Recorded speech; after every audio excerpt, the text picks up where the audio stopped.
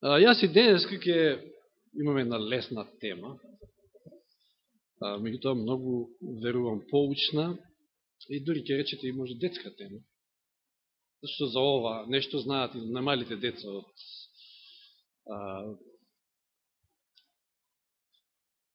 библиска школа, да кажем, ги учат за овој настан. Јас минатиот пати малку го спомнав, меѓутоа не се сеќавам дека некојаш сум ја обработил цела оваа глава, а се наоѓа во прва книга на Самуил, 17 глава.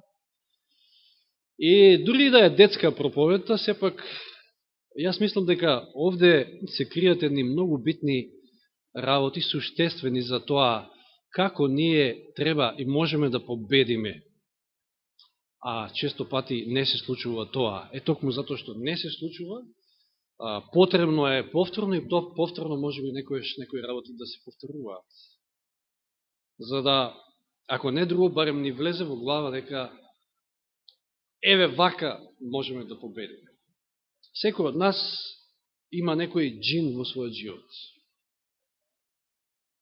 Имаме ли? Нема да бидеме искрени ако не признаеме. Со кој што не можеме да се справиме, затоа што е джин. Огромен е. Или некојаш може би па ние во нашите очи си го правиме дека е джин, дека е голем некој проблем, некој голема мана имаме, не знам, си подлажуваме, такви сме, не сме искрени или било што. Тоа е за нас джин. И тоа ни се појавува секој ден. Секој ден и секој ден, секој нов ден изгледа се поголем и поголем, и пострашен, и ние се обесхрабруваме, и си викаме нема решение. Чи прва книга Самуил, 17 глава, Давид и Голијат. Прва книга Самуил, или ако имаш од другиот превод ќе испадне Прво царство. Так? Прво царевите. Ајде да се подсетиме. Филистејците ги собраа своите чети и се состанаа кај Сохот во Јудеја. Внимавајте, прв момент кој што треба да внимаваме. Филистејците се на територијата на Божиот народ, во Јудеја. На трпци. Тука се влогорија меѓу Сохот и Азика кај Ефес Дамим.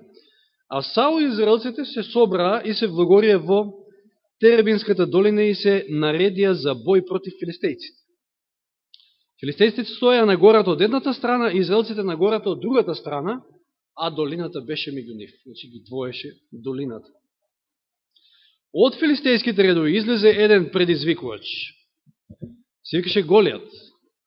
А беше од Гат, беше висок 6 лакти и 1 педа. И сега, че имаме еден опис на едно оклопно возило, би кажал јас, во некој денешен термин. Вие сте со камења, од една страна, еве стрели дека бидат и мечеви, а од другата страна имате вистинско оклопно, огромно оклопно возило, борбена кола.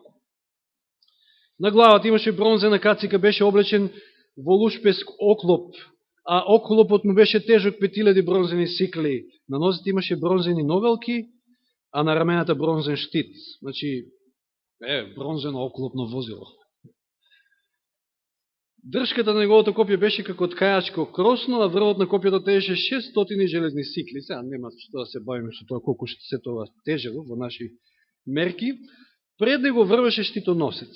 Тој застана пред израелските боеви, односно бројни редици, и им викна: зошто сте излегле да се наредите за битка? Не сум ли јас филистеец, а вие Саулови слуги? Изберете од вас еден човек, па нека слезе кон мене. Ако победи во борбата против мене и ако ме погуби, ние ќе бидеме ваши слуги. Ама ако не, тогаш вие наши.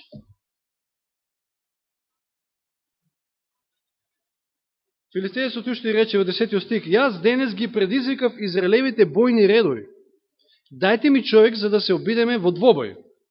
Кога Саул, еве реакцијата значи сега на целата израелска војска, начело со царот, кој што веќе не е цар, веќе е отфрлен од Бога. Сеќавате во 15-та глава, предходната. Спомнавме тој момент, 16-та глава, Давид е помазан за цар. Младиот Давид на некои 17-18 години, не знам од прилика е во тоа време. И кога Саул и сиот Израел чуе што рече филистеецот, ја опфати страф и трепет. Замислете. Непријателска војска, вие сте Божиот народ и ви излегува само еден од нивните, джин. И вие сите трперите. И то не еден ден, 40 дена се вели. Еве ќе читаме во 16 стих. А филистеецот излегуваше секој утро и вечер и се покажуваше така 40 дни. Секој утро, секој вечер. Чи очигледно голем проблем. Истиот джин секој ден ви се појави. Вие се обезхрабрувате, немате никаква стратегија, немате начин како да се соочите со него. Истиот джин, зарем ова не е наше искуство. Имаме ли некој джин ние во нашиот живот, кој што е несовладлив? Не можеме никако да го совладаме. И то секој ден пред нашите очи ни изгледа. И си велиме како да го совладаме. Еве во 24 стих уште се вели, а штом израелците го догледаа тој човек, избегаа сите далеку од него и страф ги опфати. Се денеска сакаме да видиме како да се соочиме со нашите джинови. Гледаме целата израелска војска, трепери, никој не излегува на двобој со овој голем джин. 40 дена ги предизвикува, секој утро, секој вечер. Ајде, каде е вашиот Бог? Зарем ѓаволот не ни вика така преку некоја наша слабост? Кај е твојот Бог, а? Зошто паѓаш секој ден на едно исто? И, како што кажав, секој дневно тој джин расте, станува пострашен и вие се повеќе се обезхрабрувате.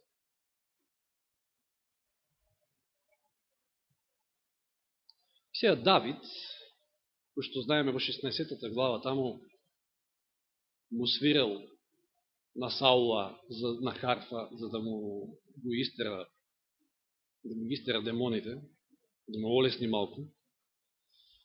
И пак се враќал и го пасел стадото.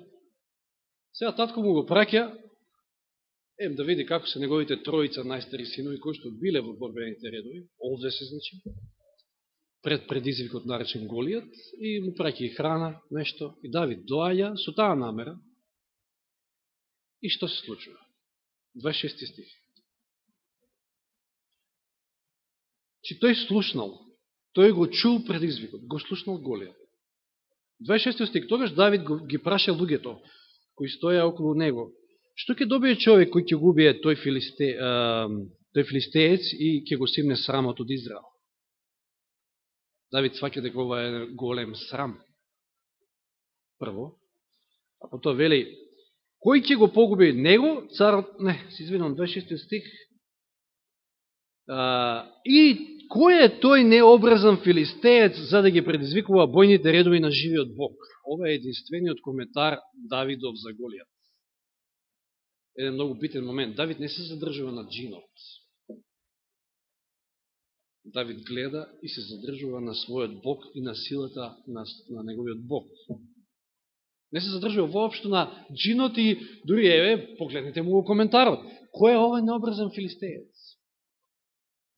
Ште како тој да го предизвикува него. Тој го предизвикува предизвикувачот. Како што ќе каже сестра Олгица, неверојатна храброст, но затоа стои цврста вера. За да бидете храбри, да го предизвикате джинот, вие треба да имате цврста вера, треба да знаете на што се подпирате. А Давид како се подпирал на многу нешта. Бил добро инстрениран, иако бил млад. Како прво, може да кажеме, еден одличен тренинг му е работата што ја вршил. Пасел овци. Секавате Мојсе како бил подготвен за да го изведе Божиот народ. Да, Египет и преку пустината. Пасејќи овци. Господ го учил веројатно на понизност прво, но и имал и голема храброст и во тоа Господ го истренирал. Ке видиме малку подоле. Но што се случува сега? Во 28 стих, еден од неговите браќа, Елијав, најстариот брат, го слушнал како Давид разговара со другите луѓе и пламна, вели, со гнев против Давида. Па му рече: а што си дошол ти тука? Кому му ги остави оние малку овци во пустината? Јас знам јас твојата дрскост и злобата на твоето срце, дојде за да ја видиш битката. Со други зборови, дојде да не го гледаш сеирот сега. Ајде да те нема, оди си тамо при овците, ти знаеш кај ти е твоето место. Ние сме борци тука, ние ќе се вршиме нашата работа. Често пати, во борбата и соочувањето со вашиот джин, во вашиот живот, може би вашиот брат ќе го обесхрабри. Ти рече: ајде, кај можеш ти со него? Кај можеш ти да се соочиш со таа ситуација? Не е можно. Да, вашиот најблизок може тоа да биде. И што се случува сега во 29 стих, и да им понатаму. А Давид одговори, што одговора на ова? А што направив? Зар не смее да се рече ни збор? Во еден друг превод, мислам дека King James беше подобро, е овде преведено, вели: зарем нема причина? Давид се чуди на својот брат и вели: зарем нема причина, зарем треба се молчи? Па причината е одбрана на Божјата чест. Како прво, на честа на Божиот народ, зад кој што стои семокниот Бог. И јас да молчам?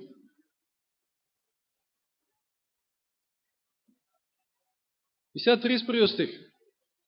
Кога луѓето чуја што зборува Давид, му го јавија тоа на Саула, а тој го повика при себе. Значи, царот го вика, царот кој веќе не е цар во Божите очи, го вика Саула.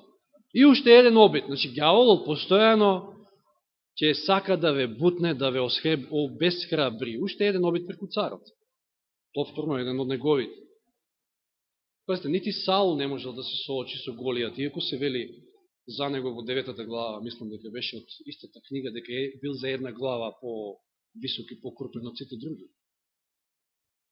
Тоа Голијат е огромно чудовиште. Го вика при себе и Давид му рече на Саула: нека никому не му омалодуши заради оној човек. Твојот слуга ќе излезе и ќе се бори со тој филистеец. Погледнете ја верата на Давид, на малиот Давид. Прво и основно, мора да имате вера, мора да знаете во кого верувате. Ако го знаете, тогаш секој еден джин ќе биде многу лесен проблем за решавање. Ама Саул му вели, ево го сега, повторно обидот да ве обесхрабри непријателот. Не можеш ти да излезеш против тој филистеец за да се бориш со него, зашто ти си уште дете, а тој е воин од својата младост.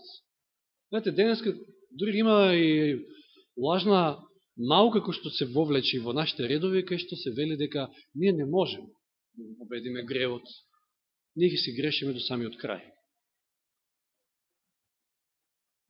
Тоа е наука на ѓаволот. Можеме или не можеме? Дали е нешто неможно за нашиот семокен Бог? Е прашањето. Не можеш ти. Но видите сега Давид што му кажува на Саула. Ова е исто еден многу битен момент. Давид му одговора на Саула: твојот слуга му ги чуваше овците на својот татко, па кога би дошол лав или мечка, па ќе фатеше овца од стадото, јас отрчував по него, го ударев и му ја истргнував овцата од устата. А ако се кренеше тој против мене, го фаќав за гривата, го ударев доека не го уби. Ова е Давид. Ова не е Самсон. Па да речете, па ништо чудно Самсон. Ма Давид е ова. Твоја слуга убил и лав, и мечка, па и тој необрезан филистеец ке помине како еден од нив, зошто ги предизвикува бојните чети на живиот Бог. Пазите, Давид овде не се фали нешто. Не дошол он да се покаже сега пред сите, пред цела војска. Чекај, ја сега ќе видите, јас кој сум. Не, тој нема ништо од тоа. Нема ништо да изгуби. Се што бил и се што поседувал, всушност му го припишува на Бога. Дори и овде он не завршува, до овде би било чудно ако завршеше, ке речевме сите ке еве Давид си удира во гради, се фали, како тој убил мечка, како тој убил лав. Ама не застанува овде. Давид додаде во 37 стих, уште што додаде? Господ кој ме избави од лавовите канџи и од мечкините шепи, ке ме избави од раците на тој филистеец. Што прави Давид? Еден многу битен момент. Кога ќе се најдете пред джин, не совладлив, ви испаѓа секој ден, се чудите како и што да направите. Подсетете се на минатото и како Бог ви водеше во минатото. Како Бог ви даде победа против мечката, против лавот. Како Бог знае постепено да не води низ тие битки. Знаете, ако не сте го победили лавот и мечката, тогаш джинот, со джинот немате шанси. Елен Вајд вели еден многу мокен незин цитат. Ние не треба да се плашиме ништо за својата иднина, освен ако заборавиме како Бог не водеше во минатото. И навистина ова е голема вистина. Подсетете се кога сте во тешка ситуација, кога имате джин, несовладлив, може да е тоа, значи, било што. Подсетете се на моќта Господова, на тоа како тој ви водеше во минатото. Како ви даде победа и над мечката и над лавот. Че Давид овде не се истакнува сами од себе. Туку го гледа Бога пред себе. И затоа има и храброста, затоа има вера, затоа што знае во кого да верува. Тој многу добро бил подготвен и трениран. Не како воин, како војник, не е ни во борбените редови и премлате за тоа, ама како едно овчарче, штитејќи го своето стадо. И не случайно Господ ќе го избере него за следен цар. Господ знае кого избира. И не гледа на лик, туку гледа на срце.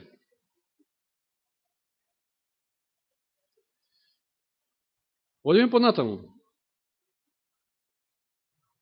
И сега видите, Саул го облече Давида, 38 стих, во својата воена облика, на главата му стави бронзена кацига и му стави оклоп. Му го препаше на Давида својот меч преку облеката, но Давид направно се обиде да оди, зашто не беше свикнал. Па му рече на Саула, не можам да одам во тоа, зашто не сум свикнал. Затоа се соблече од себе.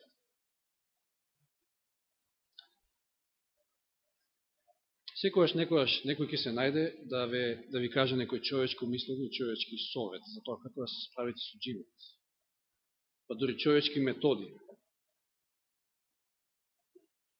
Тие не помагаат против овие духовни джинови. И интересен изразот, според мене, се соблече од себе. И треба се да се облечеме од себе. Комплетно да се испразниме.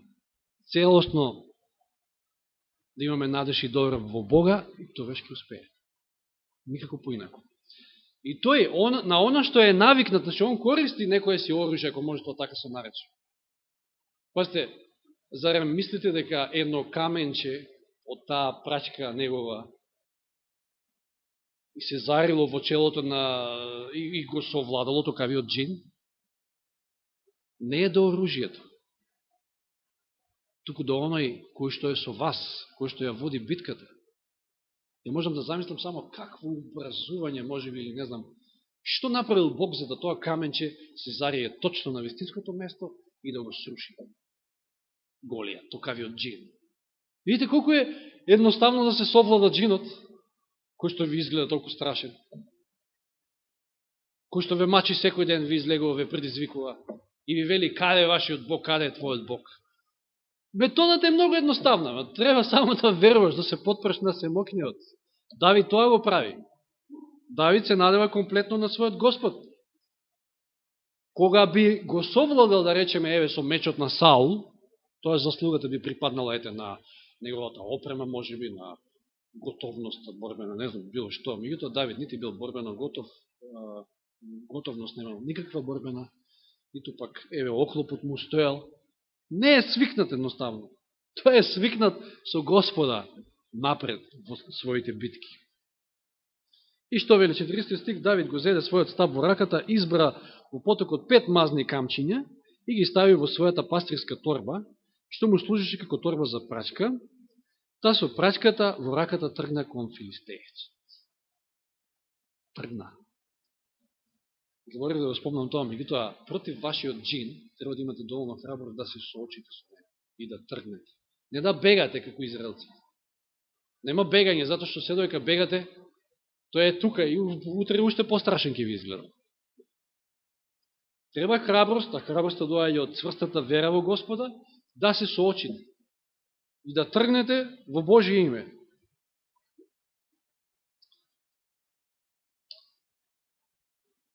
А филистеецот се поближу му се доближуваше на Давида, доека неговиот щитоносец чекореше пред него. А кога филистеецот погледна и го виде Давида, го презре заради неговата младост. Е уште еден обид на непријателот да ве обесхрабри. А ти си млад. Ти не можеш. Некој од посланијата од Тимоти пишуваше Павле, никој да не ве презира за вашата младост. Без оглед, дали сте млади, дали сте постари, дали сте најстари, ѓаволот ќе најде нешто за да ве презре, за да ве бутне, за да ве обесхрабри. Меѓутоа, ништо не е за презирање, се додека сме со Господа, сме силни и мокни. Значи е уште еден обид. Да, Давид биде обесхрабрен. Ѓаволот е тој кој што постојано ви укажува на вашите слабости, на вашите мани, ве подсеќа на тоа, а вие што треба да правите? Тргнете ги тие мисли, подсетувајте се на големите победи што сте ги извојувале, односно што Господ ги извојувал за вас, за вашиот живот. Свртете се кон минатото, сетете се на лавот, на мечката. Кога филистеецот погледна и го виде Давида, го презре за неговата младост, Давид беше младенец, румен, со убаво лице. И затоа филистеецот му рече на Давида: зар сум јас, пес, па да одиш против мене со стапови, со камења? И почна да го проколнува Давида со своите богови. И потоа му вели во 44 стих: дојди кај мене за да им го дадам твоето месо на небесните птици и на земните зверови. Да го предизвикуваш. Дојди да видиш. Ти си за никаде, ти си слаб, ти не можеш. Тоа не го зборува ѓавол постојано, ни го дошепнува. А секој од нас не има по некоја слабост, по некој джин. И знаете, мнозина би рекле, и некој пати и ние тоа го правиме, джинот е преголем за да се соглава. Знаете ли Давид како настапува? Джинот е преголем за да го промашам. Джинот е преголем за да биде промашен. Да. И одеме понатаму. 45 стиха. Давид му одговори на филистеецот. Видите повторно храброст, односно неговата вера. Не се плаши од никакви предизвици. Не, па тој ја брани. Нема ништо што да добие тука. Дури си го, значи, става животот на коцка. Меѓутоа, сака да ја одбрани Божјата чест, да го тргне срамот од Божиот народ. И му вели: ти доаѓаш против мене со меч, со копје и со штит, а јас одам против тебе во името на Господа на силите. Мокен стих. Никогаш не треба да го забравиме. Во име Божие, Бог ги бие нашите битки. Никогаш сами не можеме, никогаш со никакви човечки обиди, мечеви, оклопи, не знам каква опрема да ставиме на себе, да те се сетеме на Ефесијаните 6 глава. Таму кажува Бог преку Павле каква треба да биде опремата. Зато што сме во духовна борба. Значи, во името на Господа на силите, Бога на Израелевите чети, кои ти ги предизвика, денес Господ ќе те предаде во мојата рака. Значи, филистеецот му вели: денес јас тебе ќе те средам, месото ќе го дадам на... Ама Давид не вели: јас ќе те средам, Господ тебе ќе те предаде во мојата рака, ќе те убијам, ќе ја симнам твојата глава и уште денес ќе им ја дадам твоето мртво тело, ќе им го дадам, значи и телата на филистејската војска, на небесните птици и на земните зверови. Давид вели: не само тебе, туку и сите останати.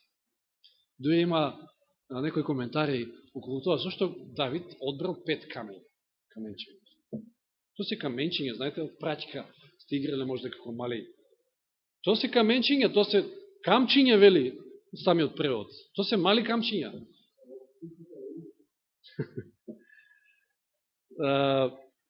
Што вели овде, значи, им се заканува и на целата војска, сакав да кажам, има коментари и стои во еден текст дека Голијат имал 4 други браќа, па затоа наводно Давид си ставил 5 каменчиња за да ги среди сите.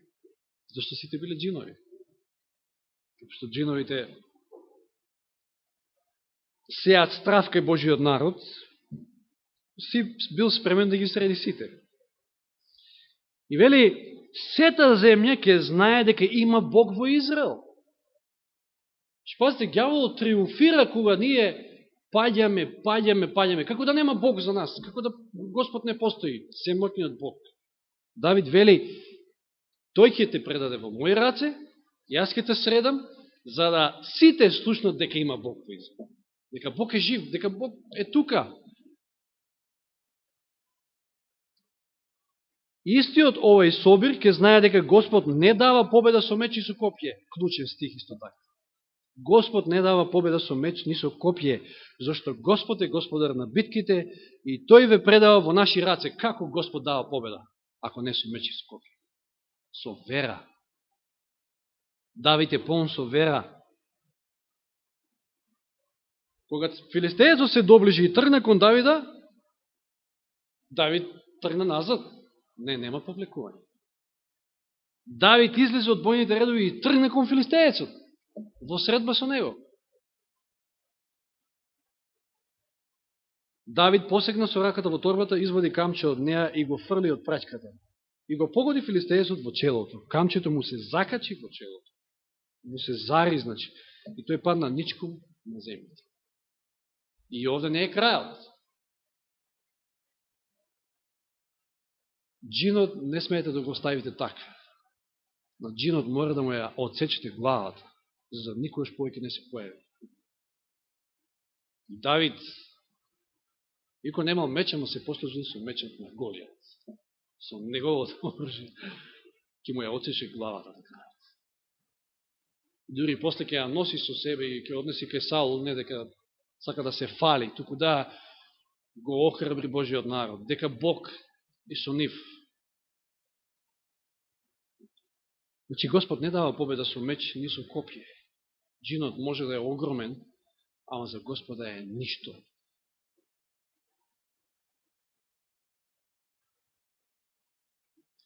Видите, истиот тој Давид што напишал во Псалм 20. 20 Псалм. 7 и 8 стих. Едни се фалат со бојни коли, други со коњите, но ние во името на Господа нашиот Бог. Тие се сопнуваат и паѓаат, а ние станавме и стоиме. И ако сте паднале, ако джинот ве совладува, станете, предизвикајте го, во Божие име, не во свое. Тргнете напред со вера и не со своето, туку со Божието оружје. И ќе го совладате, и ќе стоите. Без оглед на тоа, колкава е неговата сила, колкава е војската на непријателот, колкава е силата на таа мана, на таа слабост, на тој проблем што го имам, дали е финансиски, дали е здравствен, дали е било каков.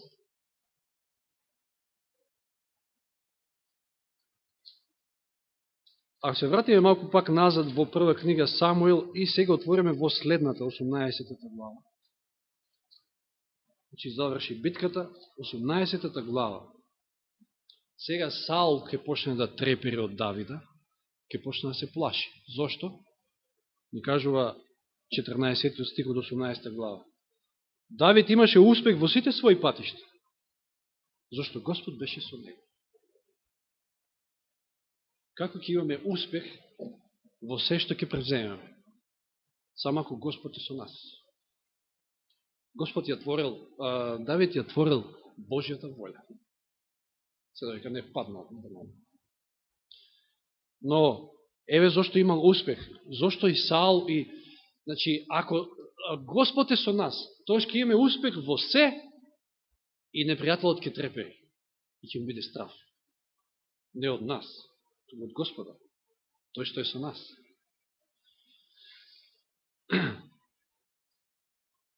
Сега да отвориме во Исус Навин. А зошто во Исус Навин? Исус Навин запишал едни силни зборови, односно зборови што Господ му ги кажал, совети што Господ му ги кажал да ги запише.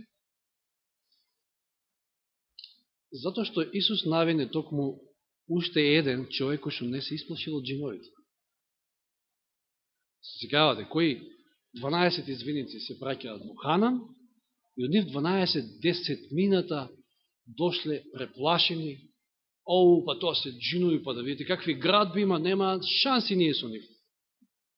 Но Исус Навин и Халев можеме реки. Да се подсетиме само, држете прст во Исус Навин, отворите во Броеви, 14 глава.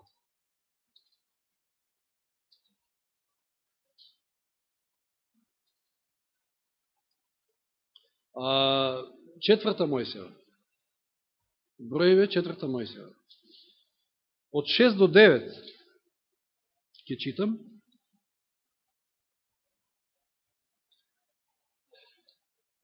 Односто,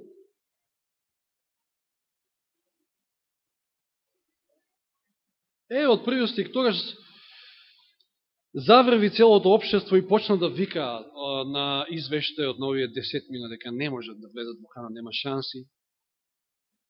И народот плачеше во таа ноќ. Сите израелци роптаа против Мојсија и Арона, целата заедница им зборуваше: да умревме во Египет. Или да изумревме во пустината. Зошто Господ не води во таа земја за да паднеме од меч, а нашите жени и деца да станат робови? Зар нека не биде подобро да се вратиме во Египет? Слично нешто како и израелската војска пред филистејците. Дај да се вратиме ние во робство. Па тоа го саки ѓаволот. И си велеа еден на друг, да си поставиме водач и да се вратиме во Египет. Мојсија и Арон паднаа на своите лица пред целата собрана израелска заедница, а Исус, синот Навин, и Халев, синот Ефониев, кои беа меѓу оние кои ја согледуваа земјата, ја скинаа својата облека. И слушнете ги зборовите. Потоа му рекоа на целото израелско општество: земјата низ која поминавме, за да ја согледаме премногу добра. Ако ни биде Господ милостив, ќе не доведе во таа земја и ќе ни ја даде. Тоа е земја во која течат мед и млеко. Само не бунете се против Господа.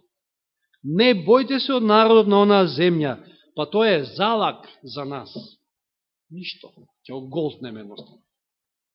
Тие се без заштита, а Господ е со нас. Не бојте се од нив. Тоа се зборовите на Исус Навин и на Халев. Луѓе полни со вера, кои што се подпирале на Господа, не гледале на джиновите. И погледнете сега во Исус Навин 1 глава. Како тоа Давид успеваше? Од овие стихови ќе видиме како тоа Давид успеваше. Како тоа Давид успева против Голијат. А како тоа можеме ние не можеме против нашите Голијати? Паѓаме секој ден на иста работа. Еве го одговор.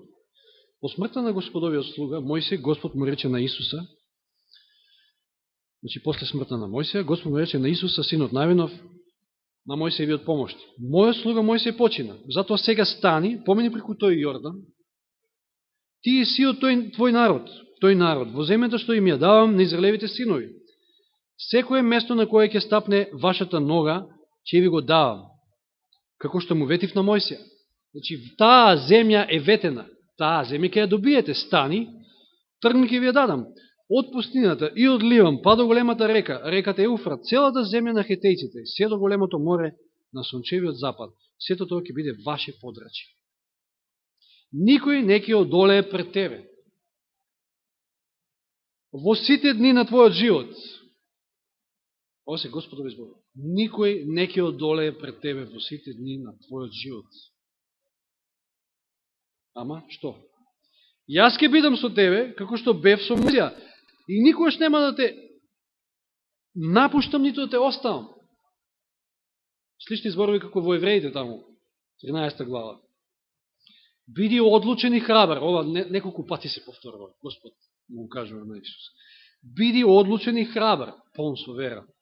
Зошто ти ќе го воведеш овој народ, за да ја прими во наследство земјата за која им се заколнат на нивните татковци дека ќе им ја дадат. Само биди одлучен и храбар, за да направиш, сега е ова клучното, биди одлучен и биди храбар, за да направиш се верно според наредбите што ти ги даде Мојси, мојот слуга. Не свртуве од тоа ни десно, ни лево, за да ти биде срекно се што ќе превземеш. Книжниот свиток на законот нека биде во твојата уста, размислувај за него дење и ноќе, за да пазиш верно се што е напишано во него, само тогаш ќе бидеш среќен и ќе успееш во потфатите. Нели ти заповедав, уште еднаш, 9 стих, биди силен и биди храбар, не бој си, не плаши се, зашто каде и да тргнеш со тебе Господ твојот Бог. За да Господ, каде и да тргнеме, што и да фатиме, биде со нас. Што треба? Како тоа Давид успевал во се? Ти кажам пак се доека не паднал. Затоа што книжниот свиток на законот беше постојано во неговата уста, размислуваше, размислуваше ден и ноќ за законот. Дали е тоа така? Ајде да прочитаме 119 псалм, неколку стихови. 119, познатиот најдолг 119 псалм. Интересно, ова е најдолгиот псалм на Давид, а овој псалм зборува за законот и за ништо друго. За законот. Како да сакал Давид да каже, еве, се е битно, ама ова е посебно битно. Затоа не можел да престане да пише. 119 псалм. 11 стих. Еве ги зборовите на Давид. Во срцето го запазив твојот збор, за да не сгрешам против тебе. Стих кој што често пати го цитираме. Дали ова беше искуството на Давид? Па еве, тој го пишува. 14 стих. Се радувам на патот на твоите прописи повеќе отколку на сето богатство. Највеќе ми се битни твоите прописи од се друго. 44 стих. Ќе го пазам твојот закон постојано и довека.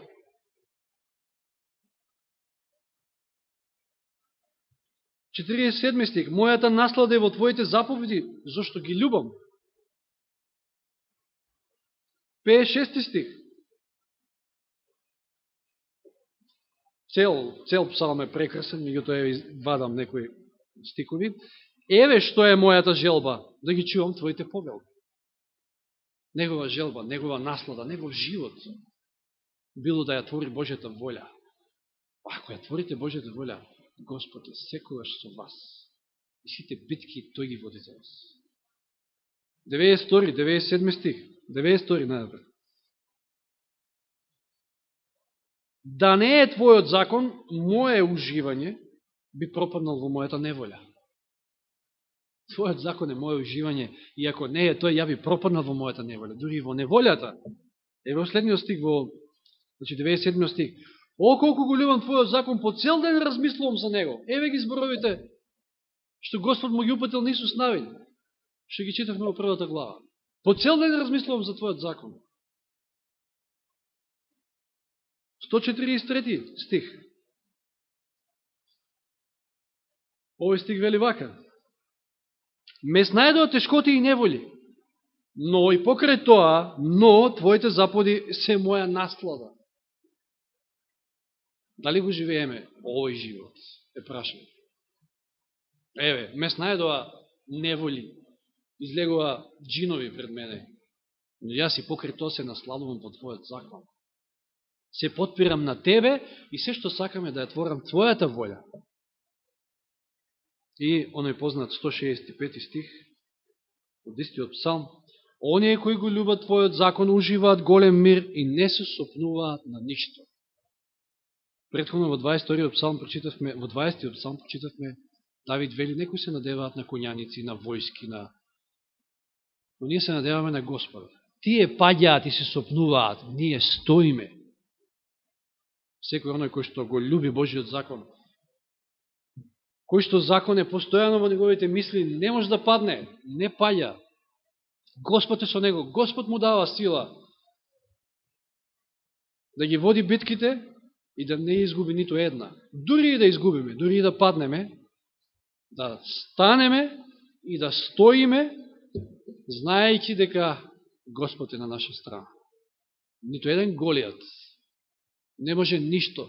Само едно мало каменче е доволно. Или како што вели во Новиот Завет, Вера да имате како семе си наполо, уште поситни од каменот на Давид. Па плани не може да преместуват. Се е во верата. Ако ја имаме верата, ако целосно му веруваме на Господи, сме потпрени, тоа ќе имаме и храброст, дори дрскост да кажам, да му се спротиставиме на джинот во нашиот живот, затоа што знаеме во чие име, му се спротиставуваме. Нека Господ ни помогне, нека ова биде уште едно охрабрување. Јас лично, ја знаем оваа тема, меѓутоа проучувајќи овие денови, полетав да ви кажам. Самиот обожавам вакви теми и често пати, вие сте сведоци на тоа, сакам да споделам вакви нешта со сите вас, затоа што ова охрабрува, ова подига, ова става до знаење повторно дека Господ е на наша страна, не може никаков джин против нас. Нека му е слава на Господа. Амин.